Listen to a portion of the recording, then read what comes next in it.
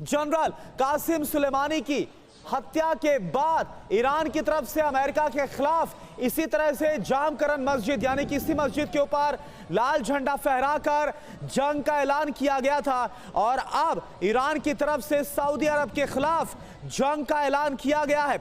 सुलेमानी की हत्या के बाद ईरान ने इसी तरह से लाल झंडा फहराया था। अमेरिका के मुताबिक ईरान ने घरेलू मुद्दों से ध्यान भटकाने के लिए जंग का ऐलान किया है। हिजाब मामले में ईरान पहले ही घिर चुका है। अमेरिका की एक रिपोर्ट के मुताबिक ईरान सऊदी अरब के अलावा इराक के इरबिल को टारगेट कर सकता है, जहां अमेरिकी सेना तैनात है।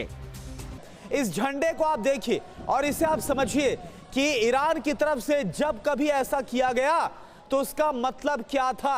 जामकरन मस्जिद के ऊपर लाल झंडे का मतलब है जंग का ऐलान। बदले की फिराक में अब ईरान है, बदला लेना चाहता है जो इससे पहले कासिम सुलेमानी की ड्रोन अटैक में हत्या की गई थी। तो ये अरब वर्ल्ड में हमने बराबर देखा है, शिया ग्रुप और सुन्नी ग्रुप वाले जो देश हैं, इन दोनों के बीच में भयानक किस्म का हमेशा जो एकदम तनी रहती हैं तलवारें दोनों की। अगर आप देखो, जो शिया ग्रुप है जिसको लीड करता है ईरान और दूसरी तरफ जो सुन्नी ग्रुप है जिसको लीड करता है सऊदी अरेबिया, दोनों हमेशा आमने सामने बने रहते हैं। दोनों ही मजबूत देश है, दोनों ही अपनी जगह पे अच्छे खासे सशक्त देश हैं। दोनों के साथ में ही अपना अपना सपोर्ट वाले भी अपने अपने देश हैं। अब चाहे वो यमन का मामला हो, चाहे बाकी देशों का मामला हो, इन देशों में अक्सर इन दोनों के द्वारा बनाए गए आतंकवादी संगठन या फिर फौजें या फिर अन्य किसी तरीके से मिसाइल से चलती, ये सब हम बराबर देखते ही रहते हैं। और अब तो ऐसा लग रहा है कि सीधे जो युद्ध कभी हमको लग रहा था चाइना ताइवान पे होगा, कभी लग रहा था रशिया यूक्रेन में होगा, वो अब यहाँ भी चालू होने जा रहा है। ने अमेरिका के साथ खुफिया जानकारी साझा की है जिसमें कहा गया है कि ईरान सऊदी में कई टारगेट हमला कर सकता है। इस जानकारी के सामने आते ही खाड़ी देशों में मौजूद अमेरिकी सेना को हाई अलर्ट पर रखा गया है। सऊदी और अमेरिकी अधिकारियों ने इसकी पुष्टि की है। सऊदी को किस तरह की जानकारी मिली है इसके बारे में अधिकारियों ने नहीं बताया है। सऊदी के अधिकारियों का कहना है कि सितंबर से ही ईरान में प्रदर्शन चल रहे हैं और सऊदी अरब की तरफ से ये जानकारी अमेरिकी फोर्सेस के साथ, अमेरिकी अधिकारियों के साथ साझा की गई है कि ईरान कभी भी सऊदी अरब पर अलग अलग एस्टैब्लिशमेंट्स पर बड़ा हमला कर सकता है, जिसको देखते हुए अब खाड़ी देशों में मौजूद अमेरिकी सेना को हाई अलर्ट पर कर दिया गया है। प्रणय उपाध्याय हमारे साथ हमारे सहयोगी जुड़ गए हैं। प्रणय, बहुत बड़ा अपडेट है ये, क्या है पूरी जानकारी इससे जुड़ी हुई? लेकिन कुछ दिन पहले ईरान के सेना प्रमुख ने सऊदी अरब पर आरोप लगाया था कि हिजाब मामले में सऊदी अरब ईरान में विद्रोह भड़काने की साजिश रच रहा है। सेना प्रमुख ने चेतावनी दी थी कि अगर सऊदी अरब नहीं माना तो अंजाम बुरा होगा।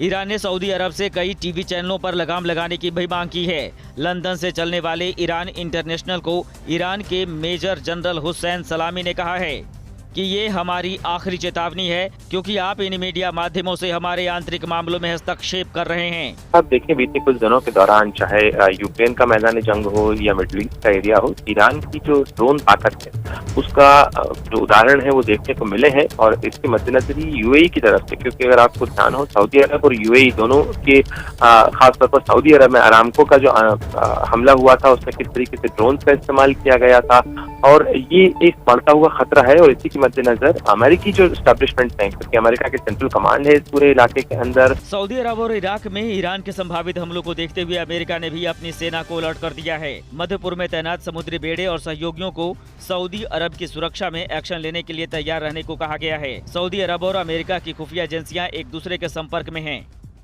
घरेलू कलह से ध्यान हटाने के लिए ईरान सऊदी अरब पर हमला करने की तैयारी कर रहा है। व्हाइट हाउस के राष्ट्रीय सुरक्षा परिषद ने कहा कि इन चेतावनियों के बारे में चिंतित है और अगर ईरान ने हमला किया तो वे जवाब देने के लिए तैयार है। सऊदी अरब पर ईरान अगले 48 घंटों में कर सकता है हमला। खुफिया रिपोर्ट सामने आने के बाद ईरान अलर्ट। ईरान ने सऊदी अरब के खिलाफ जंग का ऐलान क्यों किया, इस बात का खुलासा अब तक नहीं हुआ है। ईरान का आरोप रहा है कि सऊदी अरब उसके आंतरिक मामलों में हस्तक्षेप कर रहा है। इस बीच ईरान के कोम शहर की ऐतिहासिक जामकरन मस्जिद पर लाल झंडा फहराया गया है। माना जा रहा है कि ईरान ने युद्ध का ऐलान कर दिया है और ये लाल झंडा बदले और खून का संकेत है। 2020 में ईरान के शीर्ष कमांडर जनरल सुलेमानी के मारे जाने के बाद ईरान में पहली बार ऐतिहासिक मस्जिद पर लाल झंडा फहराया गया है। रूस यूक्रेन जंग के बीच मिडिल ईस्ट में जंग का बिगुल बज चुका है। ईरान ने सऊदी अरब के खिलाफ जंग का ऐलान कर दिया है। ईरान की ऐतिहासिक जामकरन मस्जिद में एक बार फिर से लाल झंडा लहराया गया। इससे पहले 2020 में कासिम सुलेमानी की हत्या के बाद ईरान ने अमेरिका के खिलाफ इसी तरह की जंग का ऐलान किया था। सऊदी अरब की खुफिया एजेंसी ने दावा किया है कि ईरान की सेना अगले कुछ घंटे में सऊदी अरब पर हमला कर सकती है। अमेरिका को भी खबर दी गई है कि ईरान के रेवोल्यूशनरी गार्ड्स ने सऊदी अरब पर हमले की पूरी तैयारी कर ली है। सऊदी अरेबिया की एजेंसी की तरफ से ईरान की तरफ से अटैक हो सकता है, अमेरिका को निशाना बनाया जा सकता है। तो इसी के मद्देनजर अमेरिका को इस चीज के लिए आगाह किया गया है और यही कारण है कि अमेरिका ने भी अपने इन इलाकों के अंदर अपनी जो बेसेस हैं वहाँ की सुरक्षा बढ़ाई है। हालांकि इस तरीके की जानकारी के बारे में कोई स्पेसिफिक कभी नहीं होते हैं इसके अंदर कि कब होगा, कहाँ होगा, किस जगह पे होगा, लेकिन स्वाभाविक रूप से इंटेलिजेंस एजेंसी साझा करती हैं आदर्श। और आपको ध्यान है कि भारत के अंदर जो सुरक्षा परिषद काउंटर टेररिज्म कमेटी की बैठक हुई थी उसके अंदर इस बात का खतरा जताया गया था कि ड्रोन एक बढ़ता हुआ चैलेंज है दुनिया भर की सुरक्षा एजेंसी। रूस यूक्रेन जंग अब विश्व युद्ध में बदल सकती है। ईरान खुलेआम रूस की हवाई ताकत बढ़ाने में जुटा है। CNN की एक रिपोर्ट के मुताबिक अमेरिका और यूरोपीय देशों को धूल चटाने के लिए ईरान रूस को अब आंतरिक बैलिस्टिक मिसाइलें और करीब 400 कामिकाजी ड्रोन देने जा रहा है। सऊदी अरब पर ईरान हमला कर सकता है, इस तरह की जानकारी अमेरिका के साथ साझा की गई है और ये खुफिया जानकारी सऊदी अरब की तरफ से अमेरिका से साझा की गई है और सऊदी अरब में ईरान कई जगहों पर अलग अलग ठिकानों पर हमले कर सकता है। लेकिन कुछ दिन पहले ईरान के सेना प्रमुख ने सऊदी अरब पर आरोप लगाया था कि हिजाब मामले में सऊदी अरब ईरान में विद्रोह भड़काने की साजिश रच रहा है। सेना प्रमुख ने चेतावनी दी थी कि अगर सऊदी अरब नहीं माना तो अंजाम बुरा होगा। ईरान ने सऊदी अरब से कई टीवी चैनलों पर लगाम लगाने की भी मांग की है। लंदन से चलने वाले ईरान इंटरनेशनल को ईरान के मेजर जनरल हुसैन सलामी ने कहा है कि ये हमारी आखिरी चेतावनी है क्योंकि आप इन मीडिया माध्यमों से हमारे आंतरिक मामलों में हस्तक्षेप कर रहे हैं। अब देखिए बीते कुछ दिनों के दौरान चाहे यूक्रेन का मैदान जंग हो या मिडिल ईस्ट का एरिया हो, ईरान की जो ड्रोन ताकत है उसका जो उदाहरण है वो देखने को मिले हैं और इसके मद्देनजर ही यूएई की तरफ से, क्योंकि अगर आपको ध्यान हो सऊदी अरब और यूएई दोनों के खासतौर पर सऊदी अरब में अरामको का जो हमला हुआ था उसमें किस तरीके से ड्रोन का इस्तेमाल किया गया था और ये एक बढ़ता हुआ खतरा है। और इसी के मद्देनजर अमेरिकी जो एस्टेब्लिशमेंट है, क्योंकि अमेरिका के सेंट्रल कमांड है इस पूरे इलाके के अंदर, मैराडोना की हैंड ऑफ गॉड वाली बॉल को नीलाम करने की तैयारी। पूर्व रेफरी ली बिन नासिर हो सकते हैं मालामाल। ईरान में महसा अमीनी की मौत के बाद से नहीं थम रहे प्रदर्शन। तेहरान की सड़कों पर जोरदार प्रदर्शन, सुरक्षा बलों और प्रदर्शनकारियों के बीच हिंसक झड़प। यूक्रेन के राष्ट्रपति ज़ेलेंस्की ने कीव में यूरोपीय ऊर्जा आयुक्त से की मुलाकात। रूसी हमलों से यूक्रेन में तबाह हुई ऊर्जा प्रणाली के बारे में दी जानकारी। कहा स्थिति स्थिर होने के बाद यूरोप को बिजली का निर्यात जारी रखेगा यूक्रेन। की न्यूक्लियर धमकी और ईरान के जंगी इरादे को देखते हुए अमेरिका ने यूरोप समेत कई मोर्चों पर अब तक की सबसे बड़ी सैन्य तैनाती की है। ईरान के अंदर जो भी मौजूदा सत्ता दल है उसके लिए पब्लिक में इमेज काफ़ी ज़्यादा ख़राब हो रही है। जो मौजूदा प्रेसिडेंट है उनकी भी इमेज बहुत ही ज़्यादा ख़राब हो रही है।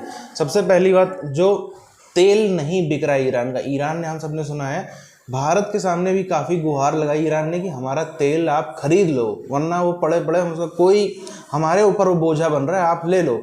भारत ने हालांकि अभी रशिया से लेने के लिए बोल के कह दिया कि हाँ ठीक है हम विचार करते हैं। भारत ने भी साफ मना भी नहीं किया है, विचार करने का अभी बोल दिया है।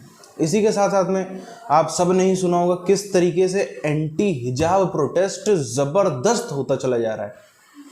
वो तो खैर स्टोरी में आपको बताने की ज़रूरत है नहीं, आप सब अच्छी तरीके से जानते हैं कैसे एक ईरान की लड़की को हिजाब ना पहनने की वजह से इतना पुलिस टॉर्चर करती है, वो भी मॉरल पुलिस इतना ज़्यादा टॉर्चर करती है कि उसकी मौत हो जाती है, वो बेचारी अपनी जान से चली जाती है। उसके बाद पूरे देश में ख़ास तौर पर महिलाएं और महिलाओं के जो संगठन हैं वो पूरी तरीके से सड़क पर निकल आते हैं। जो सरकार है शुरू में तो थोड़ी अच्छी डिप्लोमेटिक बातें कहती हैं, उसके बाद कहती है कि अब हम इस प्रोटेस्ट को फोर्स से रोकेंगे, मतलब हम इस प्रोटेस्ट को कुचल डालेंगे। उसी के बाद कुचलने के बाद वो और आंख पकड़ लेता है। इसी सब के चलते चलते हमने देखा वो लगभग 50, पहले नंबर 30, फिर 50, 70 ऐसे करते करते जिन लोगों की उसके बीच में हत्या हो गई वो नंबर बढ़ता ही चला गया।